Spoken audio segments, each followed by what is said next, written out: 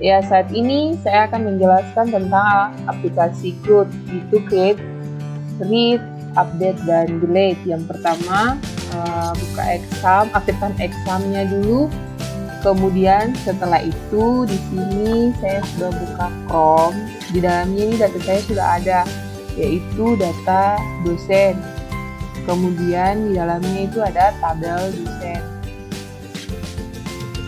Nah, tabel dosen yang saya punya ini berisikan tentang ID, NIT, nama, alamat, dan jenis kelamin.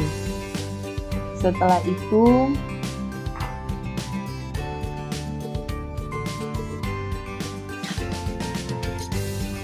kita masuk di subline text yang merupakan penghubung antara Android Studio dan database MySQL. Di sini ada yang pertama itu database connect. Database connect-nya di sini DB-nya saya itu namanya itu data dosen. Karena di MySQL ini nama datanya apa? Data yang dibuat itu namanya data dosen, kemudian bagian tabelnya itu adalah tabel dosen. Setelah itu ada get data. Dalam get data ini dia berisi tentang ID, kemudian ada NIT, nama, alamat, dan jenis kelamin sesuai dengan tabel yang ada di dalam database yang telah dibuat tadi. Ada juga hapus, kemudian perbaharui, dan tambah data. Yang berikut, dalam Android Studio juga di sini saya sudah memasukkan coding-codingnya. Yang pertama di situ ada flash. Ini tampilan flashnya saya, tampilan awal. Kemudian mainnya di sini ada input dosen, ada input data dosen, ada list data dosen, kemudian ada profil mahasiswa. Kemudian kalau yang dalam activity main 2 ini itu ada berisikan tentang profil saya. Yang berikut ini adalah tampilan detail data dosennya. Bisa dilihat ada ID-nya, ada NIT, nama, alamat, jenis kelamin. Di sini saya memakai text view, edit text. Kemudian ada activity tampil data sama ada list. Ya, itu ada di bagian layout, sedangkan di sini bagian Java-nya. Ini ada input, ada main-nya.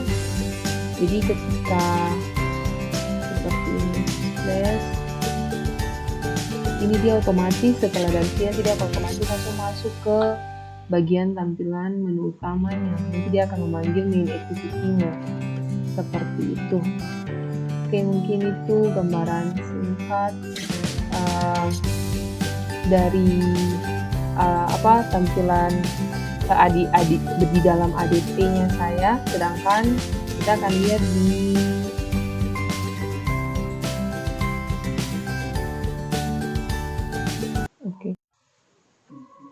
di sini saya sudah menyalakan emulatornya. Ya, nama Fans Kamarina. Kemudian ini adalah tampilan seperti saya ketika ditunggu beberapa detik dia akan muncul tampilan mainnya awalnya.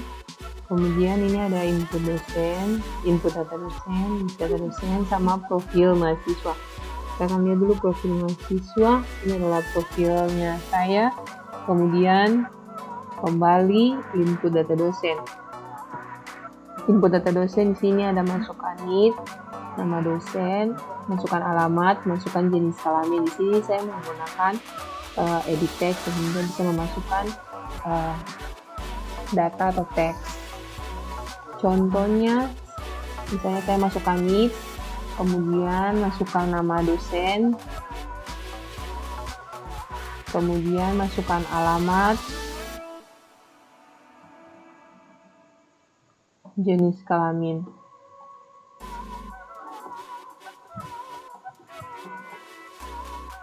Oke, simpan. Oke, data berhasil disimpan, kemudian lihat. Nah, ini yang tadi yang baru diinputkan.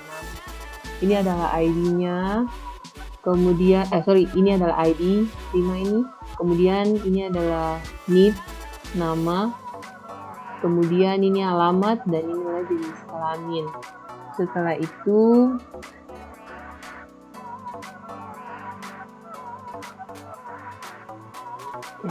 kemudian di sini tadi list. Di sini ada beberapa data yang memang saya tadi sudah masukkan sebelumnya untuk diuji coba.